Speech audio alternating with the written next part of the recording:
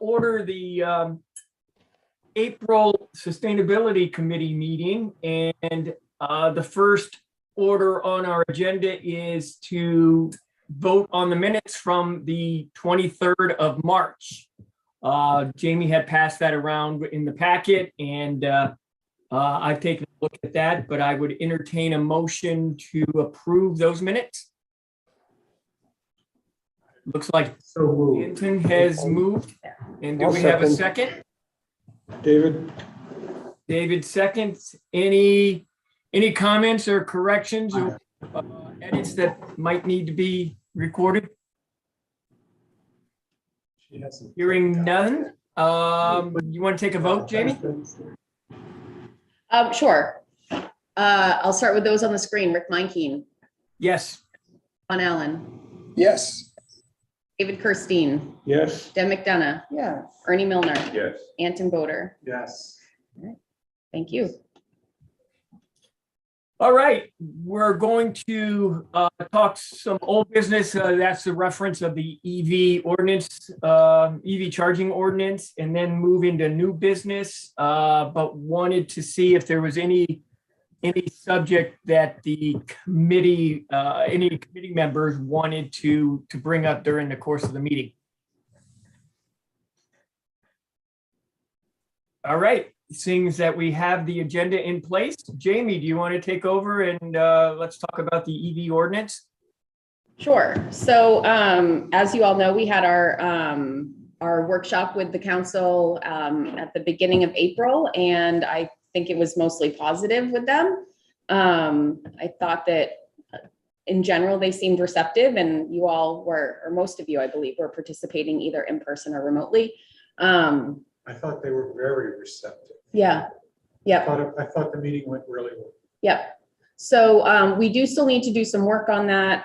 It needs to be reformatted a bit so that it does align with our zoning ordinance, which is where that will be inserted into our suite of ordinances. And so for those, just to put it on the public record, Jay Chase did announce earlier this week that Jay Chase, our planning director, announced earlier this week that he is resigning from his position in Scarborough.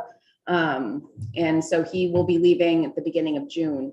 And I've asked him, if possible, to prioritize the EV charging ordinance to get that to a better place so that we can continue moving forward in his absence. He does a lot of the heavy lifting in terms of ordinance writing, and supports the ordinance approval process as it moves through the council's ordinance committee, the planning board, and the town council. So it will be a loss. I'm hoping that it's not going to stall because he has announced his resignation. But I will see I'll keep hounding him on that ordinance in the month that he is left here in Scarborough. Jamie, do you think he would be able to get it to a point where it could go to ordinance committee, the council committee, before he leaves, so they have one pass at it before he signs off? I'm going to guess that their agenda for May is already set at this point. So I think And they only meet once a month? They only meet once a month. Okay. Shoot. Yep. Okay, well then I guess we'll have to hopefully get on the June agenda and have the draft version of it so that it can be worked on and passed on to the town council after their June meeting then, right? Well, they often take a couple meetings to go through it. This is a significant change to our ordinances. I hope that because we've done so much work ahead of time and have had a workshop with the council that they might be able to streamline the process a bit, but I don't know how that process is going to go. So we can hope, Yeah. but I think we should kind of set expectations realistic and expect it to go through at least 2 ordinance committee meetings. All right, so maybe the best scenario is the third town council, or the second. Oh, they only meet once a month in July and August too, right? The town council? Yep. So we could potentially be looking at an August ratification of this ordinance. I feel like that is probably best case scenario, honestly. I would expect it to be longer because it'll have to go through 2 readings of the town council, plus it has to go through a planning board hearing. We're probably looking at fall. Ah, that's too bad. Did you send the South Portland thing? I haven't read it. Yes, yet. I have a did send it. certain sense that it's there somewhere. I didn't read it. Yep, and I can resend it again after this meeting. Probably a good idea. 'Cause I'm Yep. a little disorganized. Yep. Have you read it? I was able to look through it briefly.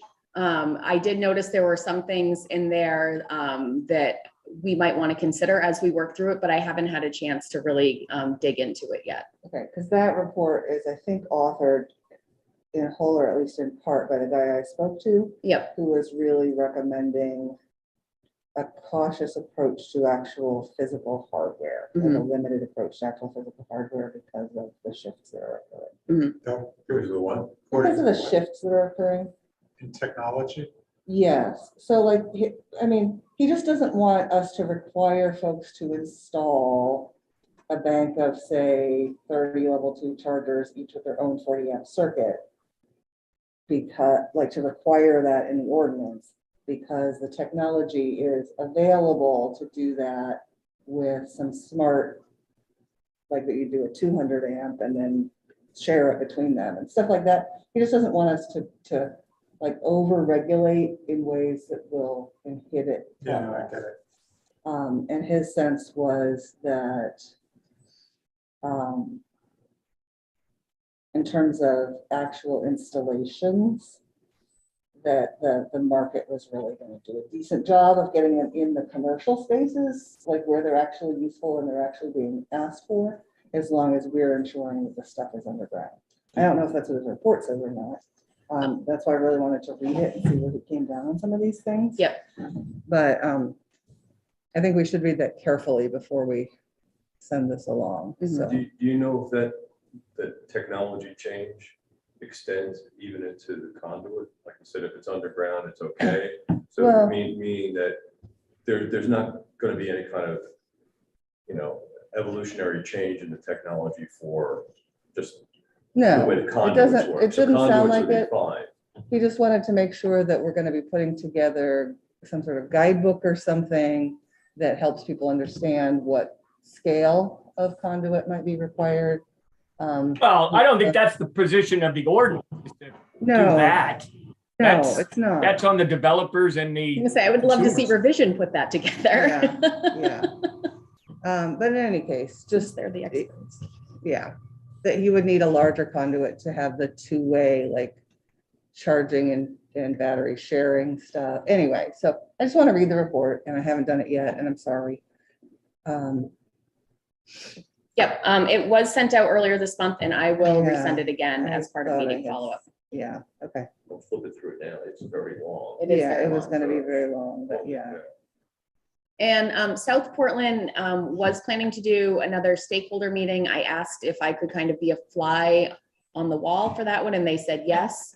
So I need to follow up with them to remind them to send me a meeting invite so that I can Who kind is of that? see. I'm sorry. South Portland, they're Okay. also working on an EV charging ordinance. who are you working with on that, Julie? It's actually Cashel, so they have a sustainable transportation person under Julie. Okay. So Cashel Stewart's his name, and he's the one kind of leading the charge on the EV charging ordinance. So at this point, is there anything the committee can do between our next meeting? I would say read the Southport or the revision report that I'll resend and be thinking about how we might want to modify our draft ordinance based on the recommendations in that report. Does Okay. South Portland have a draft yet? Yeah, I believe that they do because they have been working with their their council. Their ordinance process is a little bit different than ours. So it sounds like they have gotten some feedback from their council and things like that. So I can ask for their draft. It might be as worth well. reading their draft. It might be 'cause worth reading that. Yeah, that's a good idea, Deb. There might be some nugget there that we're like, oh yeah, that's what we should be saying about this, that, or the other thing. I would just hate for us to miss that opportunity, especially if we're not able to get on the schedule until June. Yep. And so you'll get us on the schedule as soon as possible? I am or- hesitant to get us on the ordinance committee schedule before I know what state the ordinance is going to be at. So I need to know from Jay, like what he's going Okay. to be able to do. Excellent. Is he leaving in June or May? June 3rd is his last day. So practically. So May. No, I mean, when I read his letter yesterday, I mean, I remembered the 3, but I wasn't sure whether it was May or June. Oh, yeah. I thought it No, was relatively soon. yeah, May 3rd would have been awful. June 3rd's bad enough. All right, well, I think we got a little bit of homework to do then between meetings here, and we'll look for those reports in the ordinance draft from you, Jamie. Yep. Perfect. Any All right. comments on the ordinance? All right, let's go to new business, and we only have one topic, and it's the utility scale solar ordinance. It's been in place now for about 6 months. And I think there's some provisions that, or some projects or potential projects that may have spurred some conversation. So Jamie, you want to give us a background on this? And Yeah, I was going to, so in the packet, there was a memo that Jay pulled together for the ordinance committee, kind of giving the status of the 4 solar projects that came before planning board after the ordinance was put in place last fall. So 2 of those are moving forward and 2 are not at the time or at this time. And it's largely because of the natural resources standard within the ordinance that essentially prohibits tree cutting in order to install solar array. So the ordinance committee asked us to take a look at the ordinance and come up with some recommendations on how to modify that language, if at all.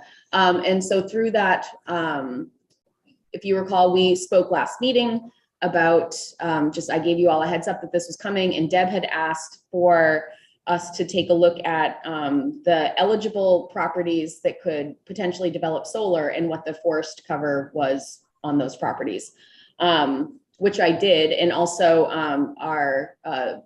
the landowner that is joining us sent a letter as well, and his consultant did a similar process. They included a map. I just included a table showing where what the tree cover was. I'm going to try to share my screen. I can't multitask. I can't talk and hit share at the same time. All right. So does everyone see the agenda on their screen? Yep. All right. So I'm going to scroll through here. That was Jay's memo. All right. So these are, this is the map of the properties in town that would be eligible to develop solar. So they're kind of the yellowish colored properties in there. There's some differentiation between them.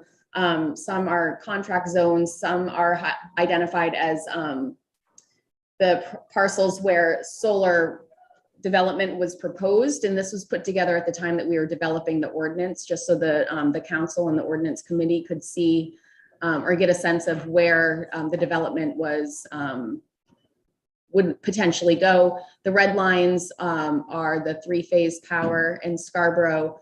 And so if you recall, the ordinance specifies that solar development can happen in the industrial, light industrial, rural farming and manufactured housing zones within town, and the parcel needs to be at least 25 acres within those zones. So that's what those yellow colored parcels are. So then as we move through, I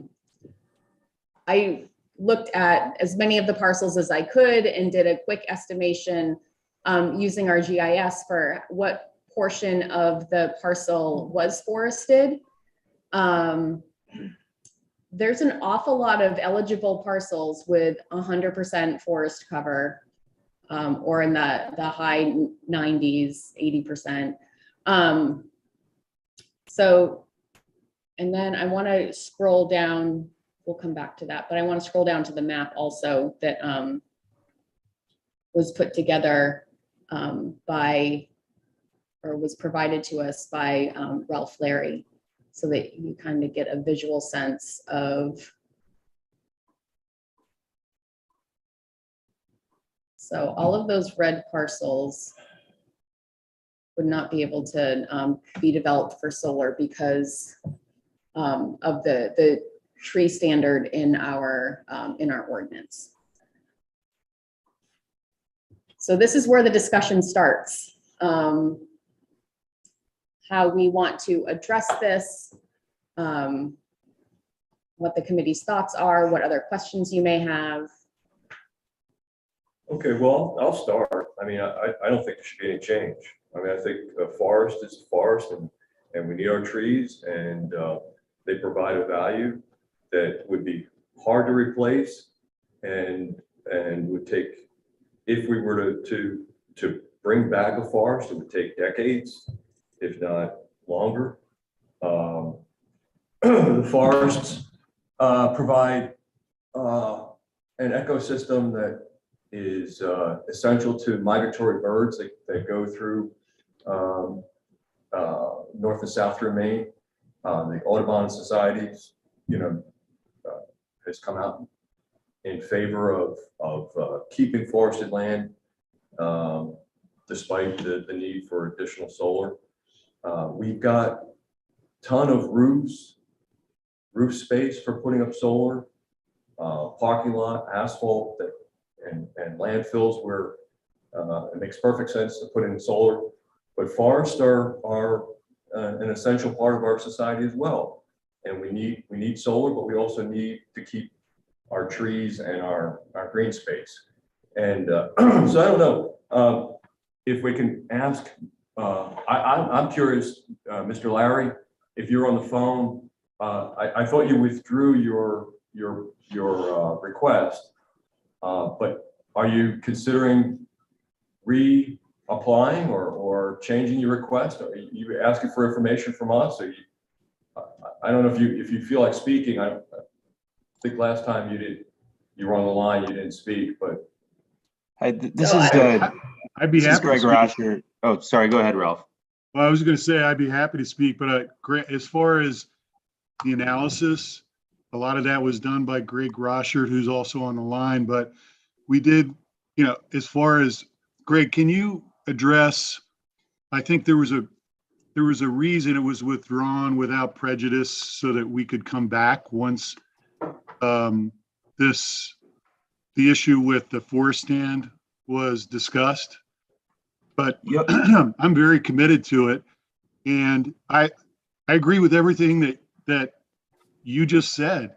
But I'm trying to save the other 60 acres of our forest by taking 10 acres and committing them to solar, and that's going to generate the income necessary to sustain the property for the next 20 to 40 years. And your comment regarding, if we were to take those 10 acres of trees and cut them down, I cut my trees down every 20 to 30 years as a harvest, and they come back just as big as before. And the beauty of solar is once it's decommissioned, it reverts back to a forest again, which is my intent. So Greg, if you want to comment or mention anything about our approach to this and why we withdrew with prejudice, then go right ahead. Sure. Yeah. I mean, you got it right. We just want the ability to resubmit under a potentially new ordinance if there were to be any amendments. And I just do want to point out one thing about that analysis. Jamie, you mentioned that the red infeasible parcels were parcels that were infeasible due to the forest stand language. That's actually not correct. Those parcels are infeasible for wetlands, streams, in some cases already having like a big warehouse, like the one parcel was a United States Postal Service covering the entire parcel. So those red parcels in those maps were infeasible for totally different reasons. And the ones Okay. that are marked as still feasible, a lot of them currently aren't as well. I mean, if I was marking parcels as red for being forested, that'd be pretty much every parcel in town. Thanks for that clarification. Yeah. So I also want to just mention too that, and I think I said this at our last meeting, this is the only ordinance that we have that requires or prohibits tree cutting for development. So any of those parcels could feasibly decide to sell and be converted into roads and house lots and things like that. And the landscape will forever be changed. And with solar, it's potentially a temporary change because these are only in place for 20 to 50 years. And as Ralph said, they can be replanted, reforested afterwards. Rick, your hand is up.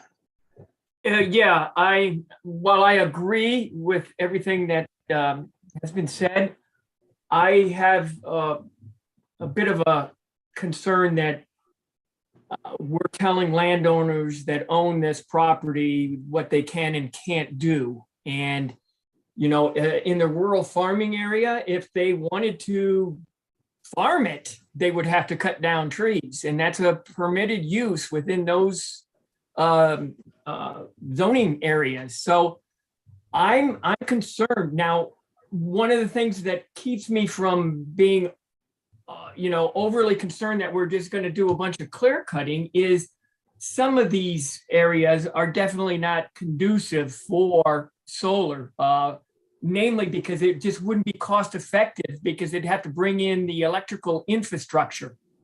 And so that, to me, kind of precludes some of these from being clear cutted because of a solar. They just wouldn't do that. They could still be cut down and converted to farmland, or as Jamie said, to housing. So I think, my opinion is, I think we are a little bit over restrictive on our ordinance that keeps viable projects that would be a benefit in a number of ways to go forward. And so that's where I'm coming out on this issue. Personally, I'm very moved by Mr. Lowry's comments that he has, well, I guess, 70 acres, and he's going to cut 10 for solar and keep the other 60. Where? I mean, Yeah, let me show you. I mean, I find that compelling. And then, so I tend to agree with Rick that I think maybe we're over restrictive on the tree cutting here. But don't you think that it should be evaluated on based upon the situation at hand, rather than one size fits all? So rather than doing away with it completely, that maybe the planning board or somebody else can evaluate what the actual situation is. Which they don't do if they're gonna put in a warehouse, do they? Like what? Yeah, well, a warehouse, they would clear cut Mhm. if it's permitted. And a housing development, they would clear cut. Yeah, so, and the problem is, so we had in the ordinance initially that it was going to be up to the planning board to evaluate, and the council wanted it to be more defined. They didn't want to leave it up to the planning board to make that call. Yeah, but in this particular situation, it's really hard to have a one size fits all. It is. So in the packet of information, Mr. Larry provided an example of Augusta's ordinance, and I think that they do a good job with that. I just want to orient us a little bit about the property that we're talking about. So this is the Larry property. This is Route 1. And so it is about 100 acres, 76 acres of it is forested. And so they're talking about kind of cutting some of the trees, I believe, in this area. And Mr. Larry, you can correct me if I'm wrong. And so they did have a forester go out or a landscape architect go out and take a look and identify what would be cut. So they're talking about roughly 220 trees that would be cut. 180 are mature, 40 are young to mature white pine trees that would need to be cut to accommodate their roughly 2 megawatt solar array. But he's basically committing to keep the rest of the property uncut. Right. Is it in writing? You know, Yeah. is that part of the plan that you're not gonna cut? You know, you said you're annually cutting trees down and then they grow back. Are you putting that in your proposal that you will not cut any of the other trees? Ralph, go ahead. Sure. Well, I would consider that, but I can tell you that there's a couple things. One, my wife and I have been looking at the possibility of putting like a getaway cabin or whatever. I don't know that that's, relevant, but my farmers, the people that farm the property currently, want to build a new barn. Our barn roof, our 200-year-old barn imploded a couple years ago. And so they want to build a new barn in our upper field, which is south. So we would need to clear about an acre of land to be able to allow them to build their barn so that they can continue farming. But the intent is to keep this property as it is. I don't want to develop it. I want to keep the forest as a forest. I want to keep the agricultural parts of it as working agricultural property. And I just want to point out that currently this thing does not allow me to put solar on working agricultural lands. That's the other part of this ordinance. So my only option would be to cut some trees down because that's the only thing that's not working agricultural now, so that I could put this solar field in. Does that make sense? Yep, we understand. Deb? I'm sorry. Does that address your question about would I commit? I want to keep all the forest as it is, as a forest, and the 2 waterfalls, and all the natural beauty of this forest. I made a commitment to my grandmother who taught, for 60 years in Scarborough, that I was going to keep our family property together. And so, I know you can't make decisions based on one individual's need, but this was after 20 years of reviewing ways, how could I create an income stream to support the property so that, my heirs can continue supporting it.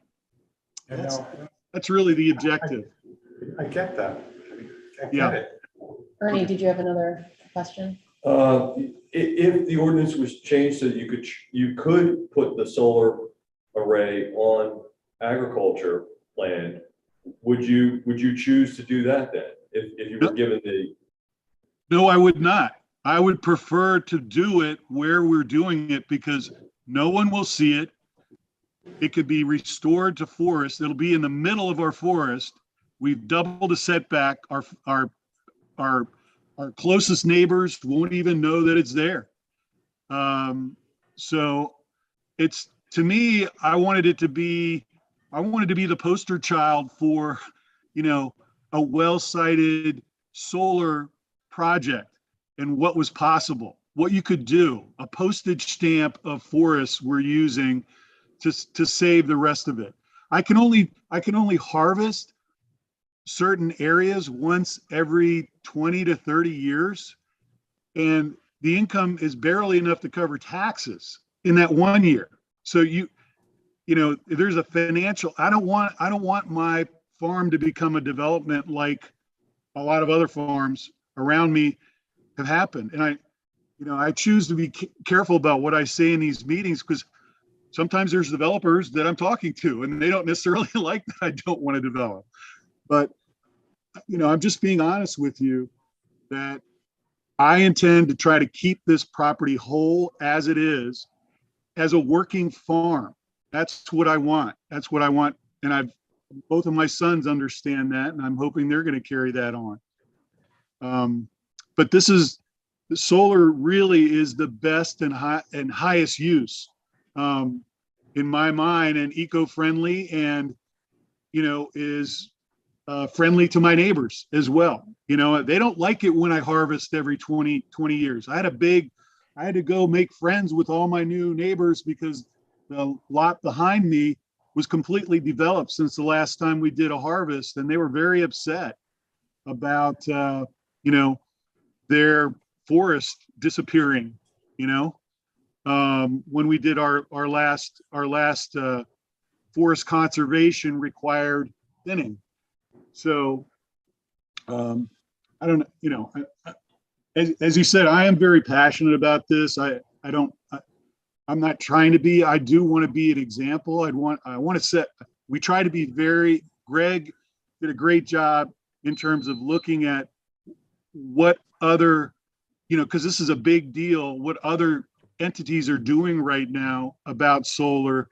And I think we have some really strong proposals for Scarborough to review that will make sure that you don't take a mature forest and completely deforest it. That's not the intent. I don't want to do that. I don't want Scarborough to change in that way and become one big giant solar arrays. But I think Greg's presentation shows that the number of eligible properties are really not quite as many as, the number that are 25 acres or more. There's a variety of reasons that he explained why the majority of those properties cannot be developed. So I'm just hoping it's very helpful. Well, Ralph, Hold on, thank you Rick. for that. Has had her hand up for a few minutes. Can we give her a Yep. second to?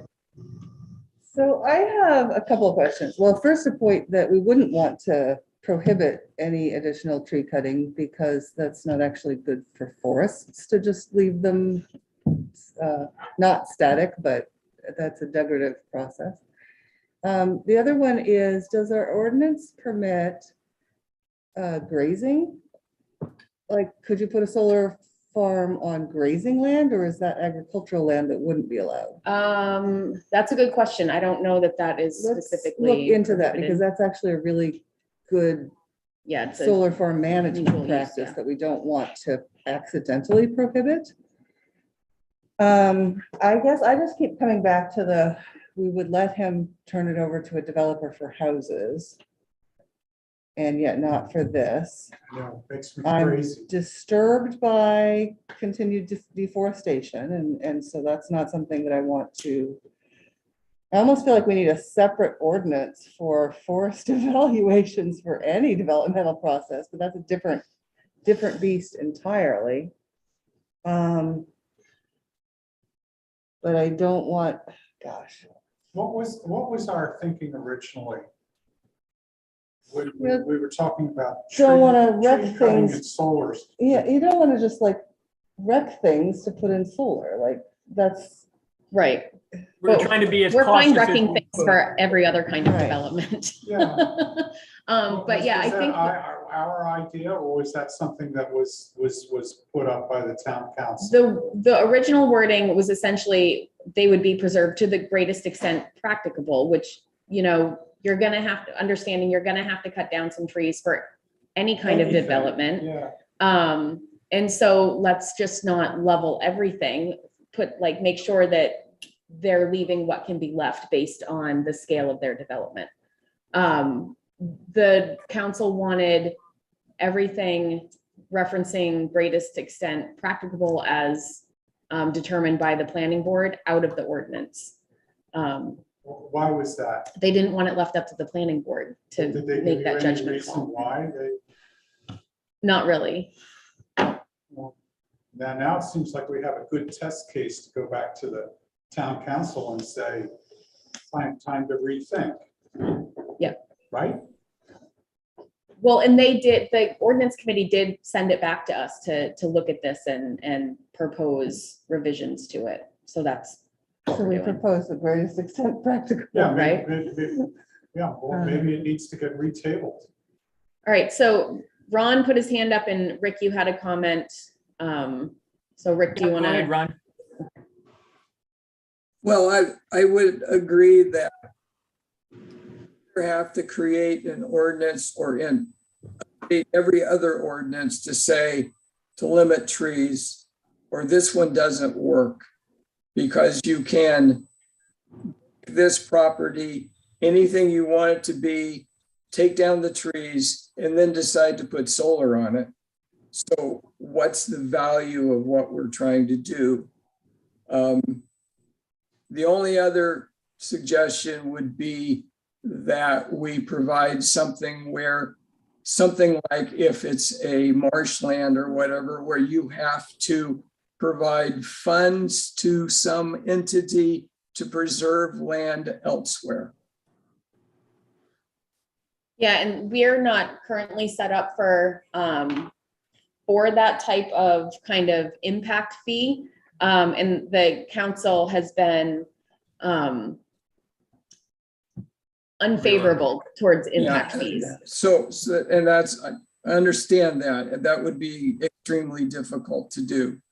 So you can't avoid with this tree limitation by doing something else in the land, and I think the tree limitation doesn't make sense unless you change all of the other ordinances to have the same stipulation. So I don't think that Scarborough would benefit by, watering this ordinance down to be as bad as all the other ordinances. If anything, we shouldn't be, in the business of deforestation. That shouldn't be our job. We should be looking at this and saying, this is great. We're doing a good job by preserving forests. All the other ordinances should be changed to be more like us. Okay. Well, maybe that's true. That's maybe true, but by not examining this ordinance means that this gentleman ultimately might be forced in selling his property or part of his property to a developer where they'll all get cut down. But I'm not saying that either. I mean, I'm hearing, Ralph, I hope you don't mind me calling you by your first name. You sound like a very sincere guy, and my name's Ernie, and nice to meet you. And, I think, you are doing everything the right way. And I have no doubt in your sincerity. I have no doubt that your long-term goals and are in the right place. I would just worry about it as a precedent because, other jurisdictions and, doing the research leading up to this meeting, there were places that went out of control. It was the Wild West. And they, in fact, are calling Maine the Wild West of solar development because we don't statewide have good precedents. And Western Massachusetts was the example that was used as, people came in and did clear cut quite a bit of trees. And that was the warning that was given in these news articles about how Maine should change its laws to be, more considerate of the, the natural environment. And, so people, we were saying on a case-by-case basis, we should, look at it. I don't think the ordinance should be watered down, but I do think that, Ralph's proposal should go forward. So I don't know how you can do that with it, keep the ordinance, but approve his request. If what he says is true, he's only going to cut down 10 acres and keep the other, the majority of the forest there. I think that's maybe, one way you might be able to modify the ordinance, say, that you're not clear cutting the entire property, your majority of it will stay as forest. Well, But without jumping to a conclusion, it just seems to me that it makes more sense to go back to our original wording wherever practical, and go back to the town council and say, this is a very specific case where this ordinance is not only injuring this gentleman, but injuring the community. And maybe we need to have a rethink. Well, and there may be ways to put limitations on it or set maximum amounts of cutting. So Ralph and I have spoken a few times around this, and he has done a lot of his own work as well and reached out to DEP and Maine Forest Service, and they have different kind of definitions for, and I hate this term, but it's the term that they use for clear cuts. And so one of their first one is a category 1 clear cut, which is between 5 and 20 acres. So if we say not to exceed, that a category 1 clear cut as defined by the Maine Forest Service, then we're putting some limitations on it. And when we're talking about, 70-acre parcels that are 100% forested, then saying 20 acres, 20 acres is a big number, but when we're looking at it as a whole, might not be as bad as long as the remaining forest remains intact. Rick? Yeah, I really like the language that is in the ordinance from Augusta, specifically on page 18, where you have it highlighted on line 561. I'm going to try to get there. I'll wait for you to get there. It's on page 18. Yep, I'll try to zoom in for us too. I like that because it does have some restrictions on large, greater than 25, especially acred lots, where we're just saying it's okay to clear, but only for the needs of the solar array system, and everything else is left intact. And I think that would generally be a compromise. We're saying none, and now we're saying, okay, take this size lot, and you're allowed to do as clear cut necessary for the solar array, and that's it. And I think that in itself would probably be enough. I would be in favor of adding language consistent with this provision that Augusta did in order to allow, projects to move forward, because that list is very telling of 100% forested and all the opportunities. We're shooting ourselves in the foot. We're worried about a lot of trees. I understand both sides, but I really think there's got to be a balance here. And I think this is a perfect way to balance it. As an aside, I also like that this section talks about not removing the topsoil from prime agricultural land. And I think that's a way to get at, rather than prohibiting the development of these on working agricultural land, talk about the removal of soil instead. Because again, once these systems are decommissioned, it could go back into ag production as well. Tom has his hand up.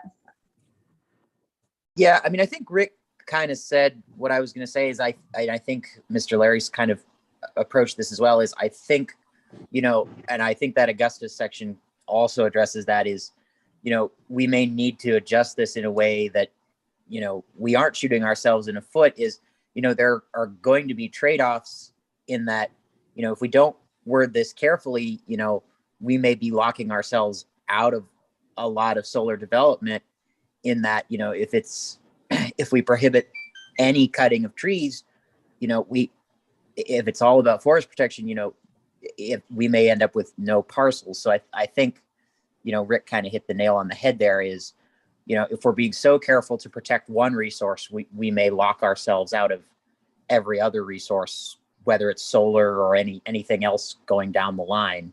And, this may apply to any other, type of ordinance in the future. So I think it's something we've got to be careful about. And I think, this discussion has maybe brought this to light for us that we've got to watch out for. So just things to think about. So I'm glad we've had this discussion. Deb? What this discussion has brought to light for me is the glaring lack of any protections for forests on properties that might be developed for other purposes, which is a huge, like, third rail kind of problem. Yeah. But I think is one that, as the Sustainability Committee, it may be our obligation to start that conversation. Absolutely. Because the number of forest paths through town for wildlife, I mean, the Land Trust is doing is the best job they can of capturing things when they can. But having something in the ordinance that requires evaluation of forest fragmentation, and I mean, the things that are in there for the solar ordinance really should be considerations anytime anybody wants to cut a forest down for any reason. And so I'd love to see us put this language in the solar ordinance so that we have this language in our ordinance list. And then start bringing in some forest biologists, some ecologists to talk about this in presentations and things around town, moving towards better forest management across the whole. Yeah, I mean, because that sentence in here that Rick led us to, that restrictions on tree clearing shall be prescribed by the planning board in order to prevent habitat fragmentation. That's a key thing. Mm-hmm. Habitat fragmentation of existing forested landscapes and to protect hydrological regimes and other essential ecosystem functions. Yes. I mean, trees in a forest provide exponentially more value to our ecosystems than just trees In my individually. neighborhood, yeah. Trees in a neighborhood or tree-lined street, they don't do as much for our environment as trees together in a collective. In a forest, especially where they provide a habitat for animals and birds, those should be preserved. And if we had that kind of language in there, I think it'd be a little bit clearer for all ordinances, for all kinds of development, whether it's warehouses or housing developments. We should. This is something I think that societies, communities have learned, is the essential component of habitat. The problems of habitat fragmentations, little pockets of trees, here and there, willy-nilly, they don't do anything. they don't help much. I think the Conservation Commission would be interested in joining these discussions as well. David? Yeah, I just wanted to, in the first place, I want to agree with what Deb and Anton proposed about the other uses being restricted by some ordinance. But when you refer to the state's, and I forget which departments it was, but the definition of clear cutting addresses habitat fragmentation in a way that applies to this parcel, where you're looking at a finite percentage of the parcel being cut down, and subject to the clear cutting ordinance would preserve habitat. So I think there's a lot to be gained. And the other message that I'm seeing here is Augustus sent this to be decided by the planning board. And I don't think our planning board and council should duck the issue by sending it downstream to us, or upstream, however you want to count it. Well, this will end up going back to council because it's a revision. And it'll go to the planning board as well. Yeah. So they're going to get a thing. But what I think we should do is determine, make a recommendation to Jamie so that she could go back to planning and structure it in a way in which it will be presented to council. And then after they see it one time, it'll go to planning and with planning board's recommendation, and then it goes for final approval with the council.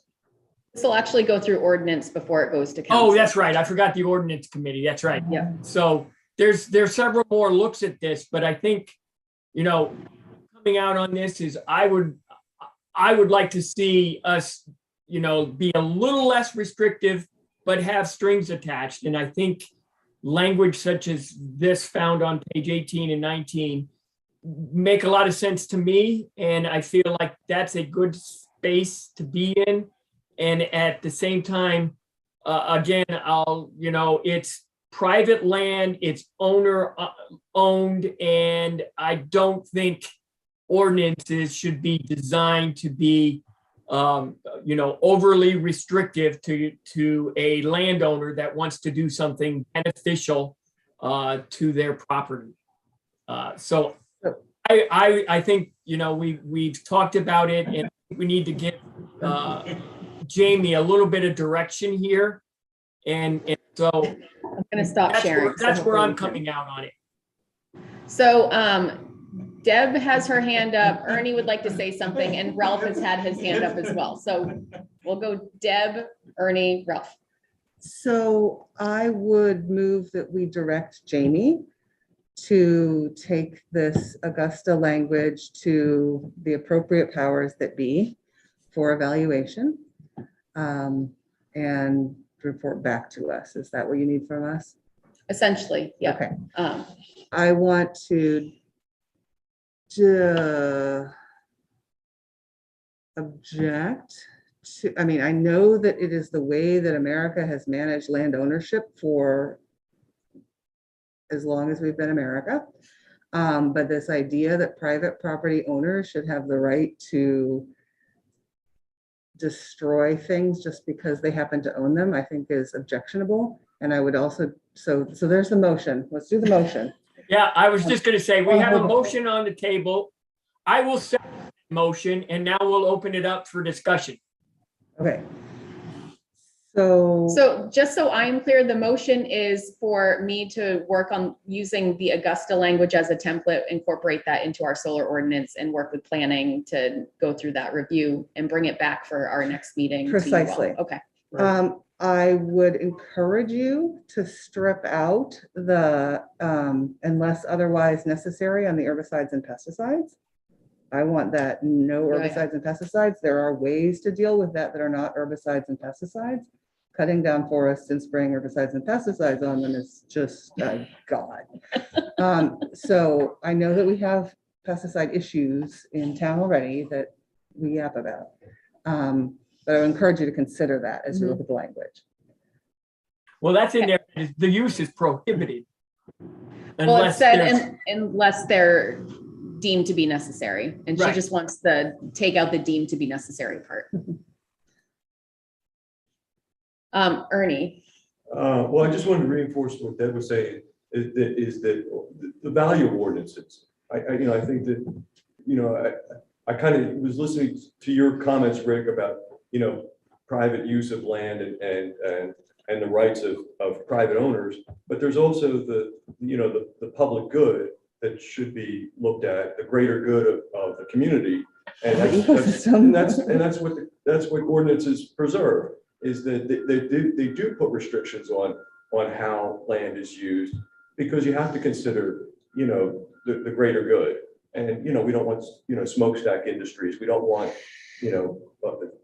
other uses of the land that would despoil our, the look and feel of our community. So. Totally agree. Totally agree. Okay, good. Yeah, and I think this strikes a balance. Yes, and I think that's good too.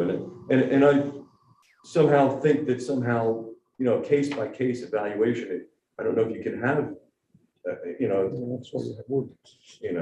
Well, and I think that the evaluation will be limited, the planning board to determine if it's being limited to what is only needed for the construction, operation, and maintenance of the system. So and then the burden of the proof is on the applicant to the planning board, and they have to demonstrate that they can comply with that, or else they won't get it. You should let Ralph talk. Yeah, Ralph, go ahead. Okay, thank you. So I probably shouldn't say this because it seems like things are going in the right direction, but I did want to point out, Yes. I know. Careful what you But- ask for, Ralph. I know, but I really want us to be a part of this in a positive way. And while I agree that we should have the Augusta language in there, there's also 3 other points that I addressed in my letter. I think there should be also a requirement for a vegetative management plan. I think there also needs to be, most ordinances that have to do with removal of trees or whatever should have this surface area aspect. And I think 25% is kind of this common thing that it seems like is fairly common in a lot of ordinances.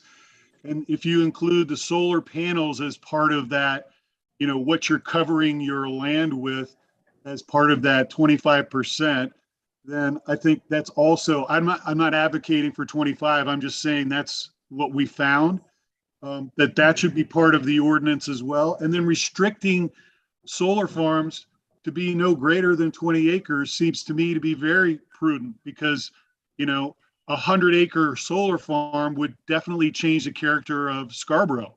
And so having not just the Augusta language, but these other facets, I think are very important. And that's all I really wanted to say. Well, and just in terms of this, the scale of the solar farm, we're only, it has to be less than 5 megawatts. So for our ordinance, so we're already limiting Okay, the size okay. of the system. All right, well, that's included in. Yeah. That's already in the language. I would like to amend my motion to include the vegetation management plan comment. That's in And to- here, line That is in the 50, Augusta language. 575. It says nevertheless, the planning board may approve an alternative vegetation plan. So just above it says a vegetation management plan is required. Okay. Okay, So do you want to rescind your amendment? can somebody read the sentence out loud to me that says a vegetation management? Or plan? what line are you on, Rick? I'm on line 571 at the very end, and then it goes down to page 19. In the instance a site's vegetation is disturbed or must be removed to provide solar access, vegetation management plan is required, demonstrating beneficial habitat. Oh, I hadn't even read this part on the next page.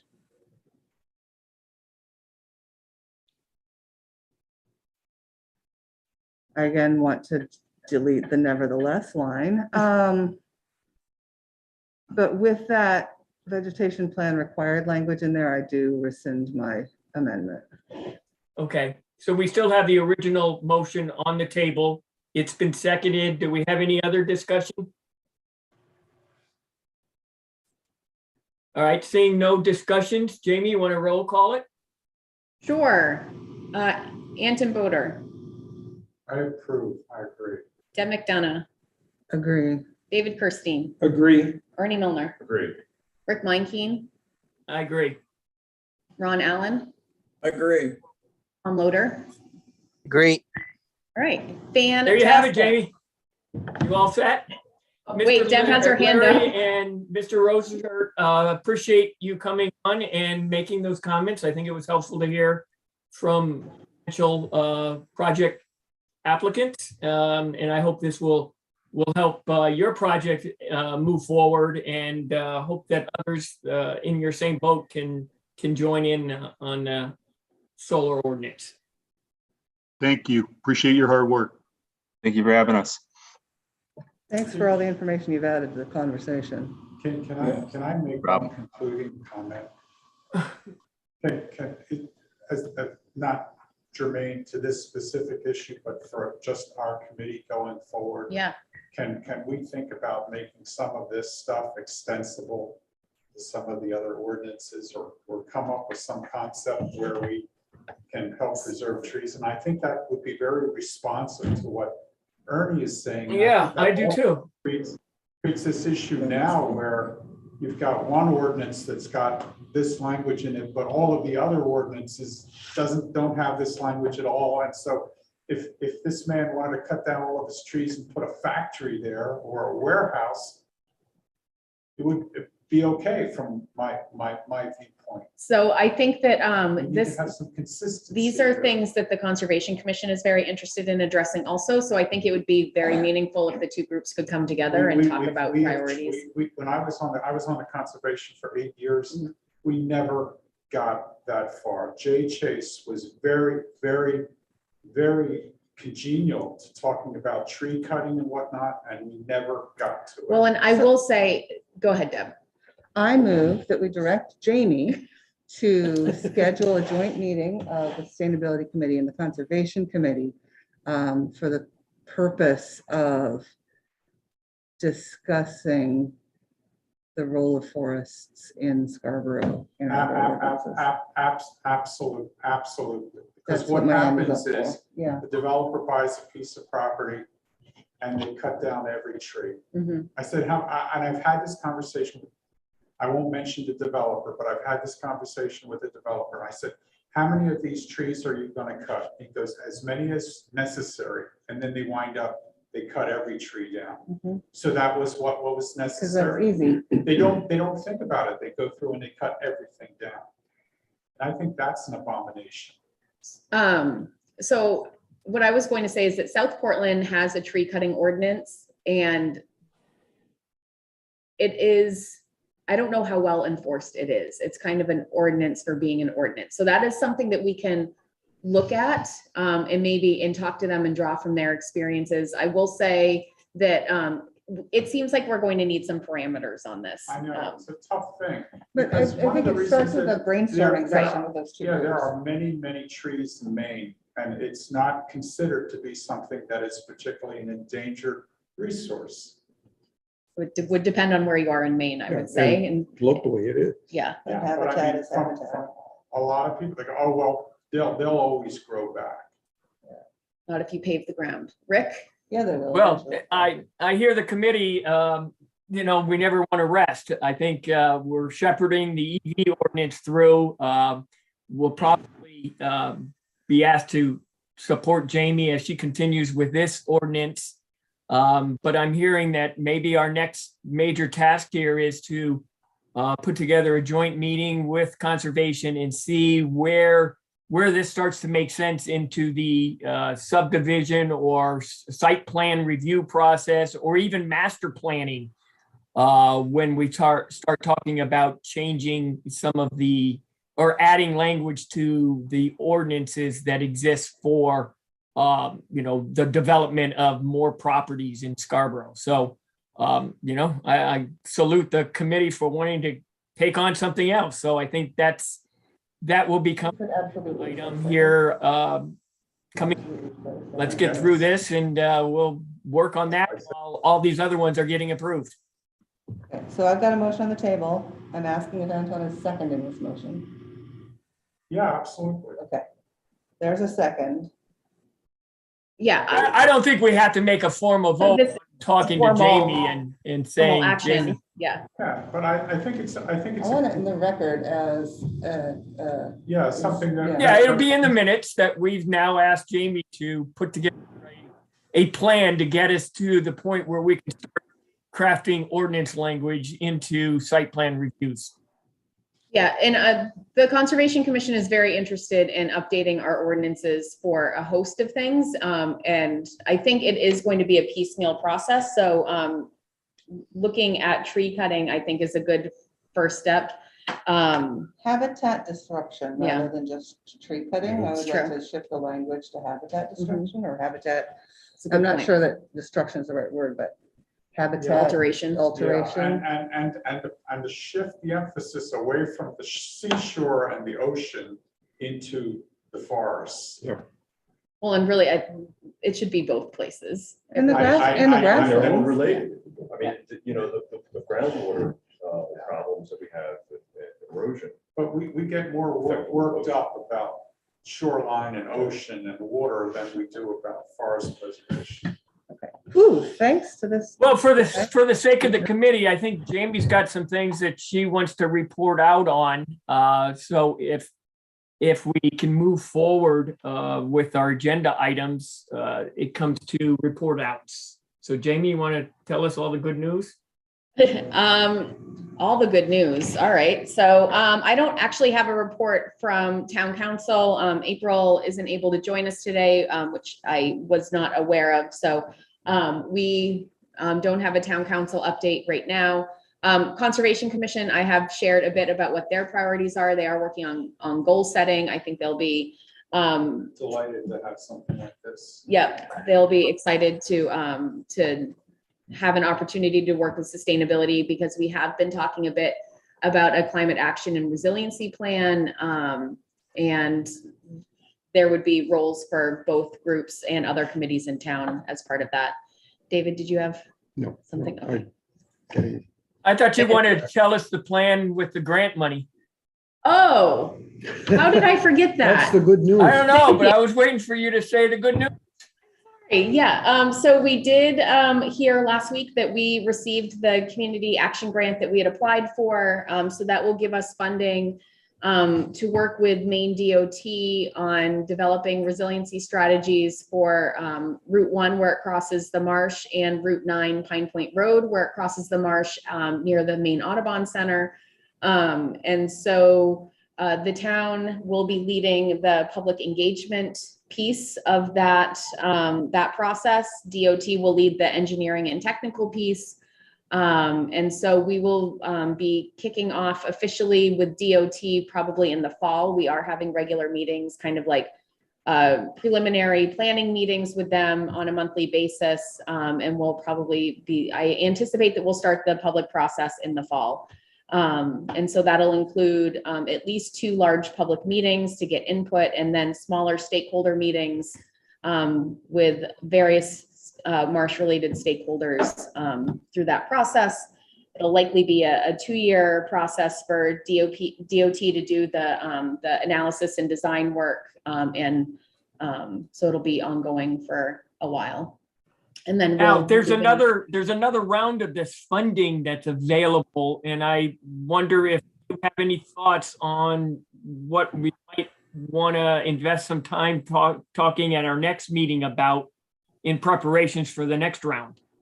Yeah, I would say we went through the community meeting back in February and got some input. There was a lot of interest in land conservation. That was a big message that was heard, and Conservation Commission is on that same path. It seems like it would tie in nicely with the habitat discussion that we've been having. So there might be some yeah. opportunities to kind of forward that effort if we kind of identify our path forward with habitat preservation. There may be opportunities there because that is an eligible activity. How much is the grant? What was it? So the maximum was 50,000. We were trying to remain competitive and applied for $46,240. Well, that's a nice piece of change. Yeah. And that could be really useful in the education and outreach and conversation and bringing in experts and talk to conservation, but I would love to go down that road Yep. for this habitat Yeah, me too. conversation. Big time. Awesome, good. Good. So thank you, Ernie, for keeping us. It's all your fault. No, that was really good work. Rick, do you have a planning board update? I do, not a whole lot. It's not necessarily with the planning, but it's coming. But the Downs had a open forum on the downtown district of the Downs. And looking at, and of course, most of you probably know that they're seeking some sort of a waiver on the GMO. I don't know how that's gonna land, but I think at some juncture, we should at least, this committee should try to have some language that we could send to the chair of both the town council and the planning board, in that design standards, we want to make sure that all these buildings that are, this is quite a footprint. and it's quite a large undertaking with lots of buildings. So the built environment is going to go up there. And I want to make sure that, personally, I want to make sure that we're doing sound building practices that are sustainable and meet the mission that we've always determined in our energy plan, as well as, you know, broadening the perspective here. There's a lot of impervious surface because there's parking lots associated with all of this. And I just think that, you know, with being in a TIF district and getting a CEA, and if there's, you know, any waiver to the GMO, well, I think the town is bending over backwards, and we should hold the developers to the fire on ensuring that these buildings and this development is done in a responsible and a resilient and meets the comprehensive town plan to the letter, and that we really try to push the envelope with these guys. A lot of new construction out there, and we've missed some opportunities in those areas. And I think that you know, the town has some strings it can pull. And I think we can hold the developer to doing good things and the right thing. That's just, doesn't really relate to the planning board, but I wanted to get it out there. How fast is this process moving? This is where we always trip over our own feet, is that we're like, hey, we should tell them they have to do this if they want to do that. And then it happens because we're too slow. So well, the real problem, Deb, is you can't tell them they have to do this unless it's in the ordinances. That's where we're at, but we can sure do pressure on chairs, especially the town council, when they have to make certain waivers and these kind of things. Right. There's a balance that we can strike. So I feel like this may be one of those windows where, like, they're asking for a waiver, and do you need an ordinance to trade a waiver for restrictions? That's I mean, if they're asking to do something outside of the ordinance, then I believe it is in the council would be the one that grants the waiver. I think it's within their power to put certain limitations or restrictions on it.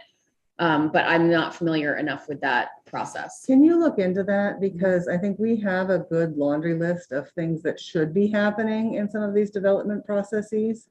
And we can put that list together, I think, very quickly in terms of solar-ready roofs for anything that's facing the right direction. Some of the ordinance language that we're working on, like that they would need to put the wiring in place for car chargers in anything that was an extension. I talked to the Conservation Commission as well, like what box can we put them in if we let them do this? Yeah, I just don't know either. That's where I'm coming out. Is there trade-offs that, you know, we could kind of say to the town council, well, if you want to do a modified waiver on a GMO with these folks, you know, part of the deal is where these folks meet us at.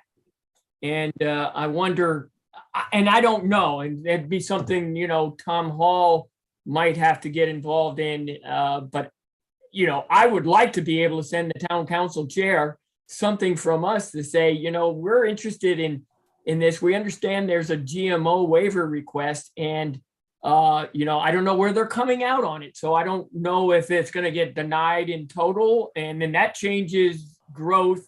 But if it's given in what the Downs wants, it could accelerate the growth.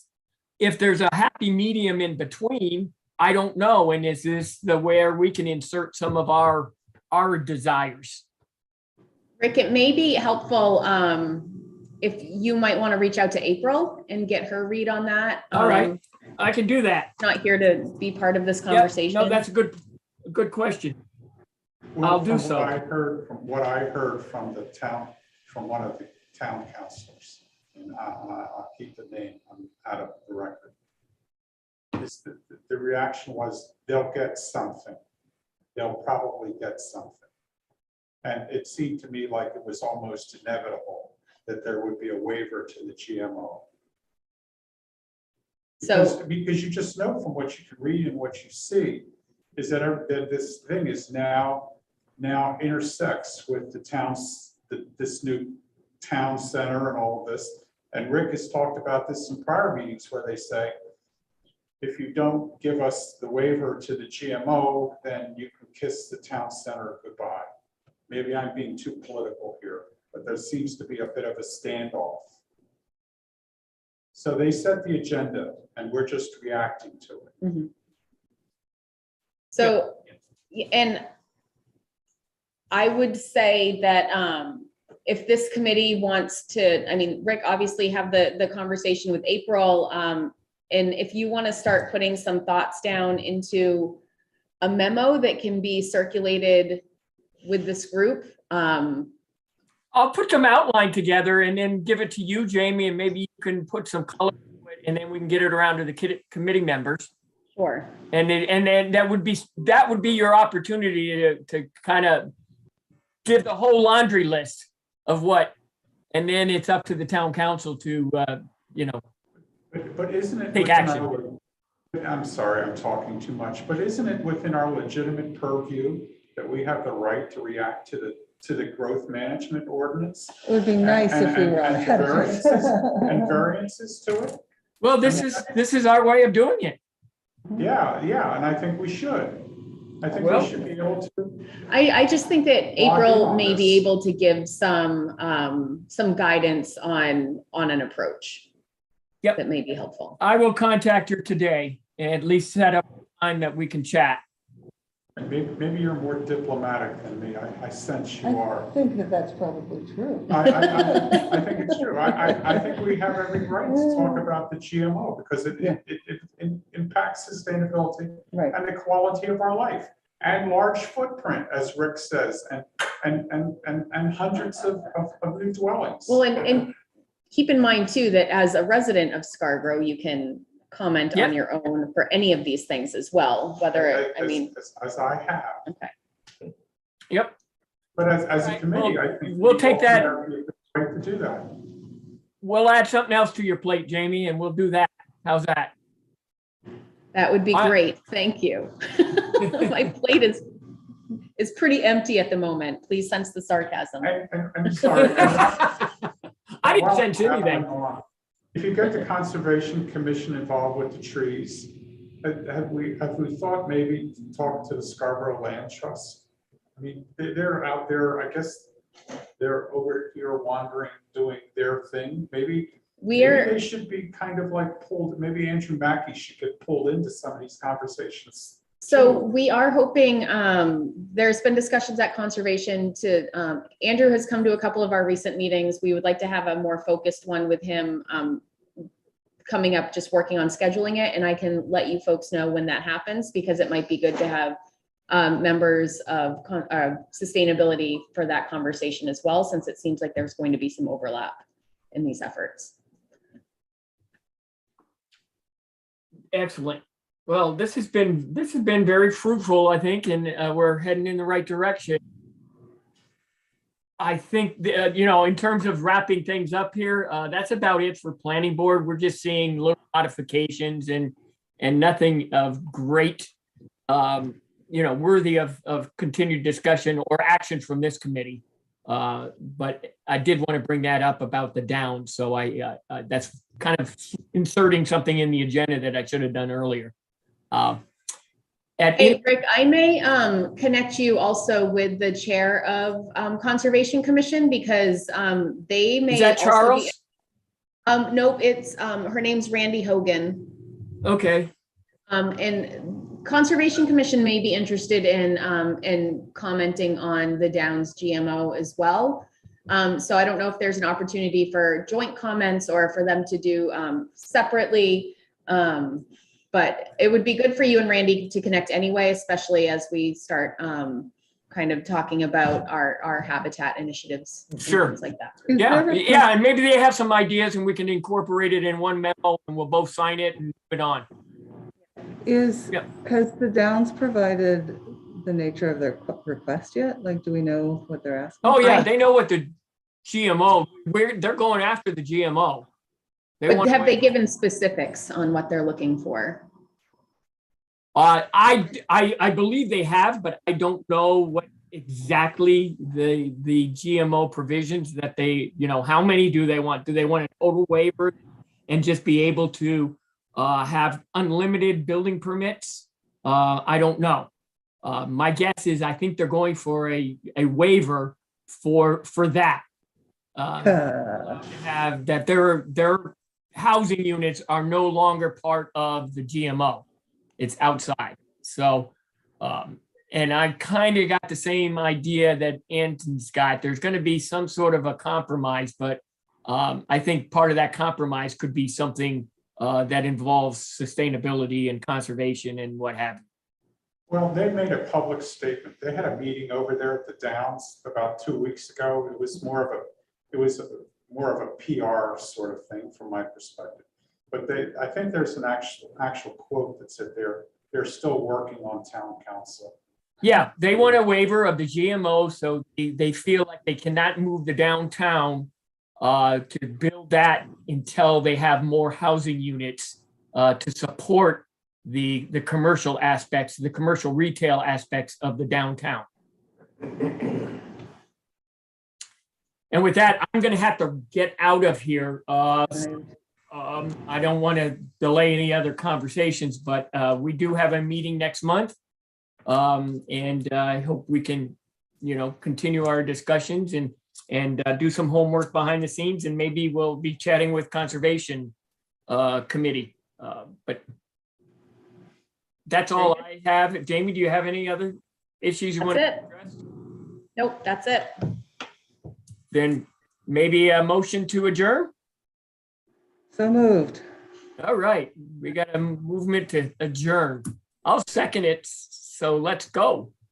Thanks all. Vote by Thanks, folks. standing. Take care. Thank you, Jamie. Thank you.